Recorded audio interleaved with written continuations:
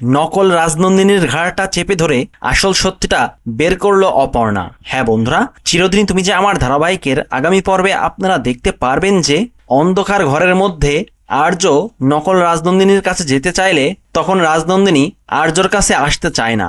তখন আর্য বলে, সবাই জানে আমরা স্বামী স্ত্রী, তাই তো আমাদের এক ঘরে রেখেছে। তখন নকল রাজনন্দিনী চিৎকার করে বলে, আমি রাজনন্দিনী নই। তখন অপর্ণা সঙ্গে সঙ্গে নকল রাজনন্দিনীর সেই কথাগুলো তার ফোনে রেকর্ড করে নেয় আর বলতে থাকে, জবানবন্দির সবটা প্রথম প্রশ্নটুকু রেকর্ড হয়ে গেল, বাকিটা আপনি নিজেই আমাদেরকে বলবেন। মানে নকল রাজনন্দিনী কিভাবে রাজনন্দিনী হলো সেই সমস্ত কিছু এবার অপর্ণা তার ফোনে রেকর্ড করে নেবে প্রমাণ হিসেবে। আর সবটা রেকর্ড করে নিয়ে অপর্ণা নকল রাজনন্দিনীর মুখোশ সকলের সামনে ফাঁস করে দেবে। হ্যাঁ বন্ধুরা, আর এই সবটাই আপনারা দেখতে পারবেন ধারাবাহিকের নেক্সট এপিসোডে। ভিডিওটি ভালো লাগলে লাইক, শেয়ার ও সাবস্ক্রাইব করে সাথে থাকুন।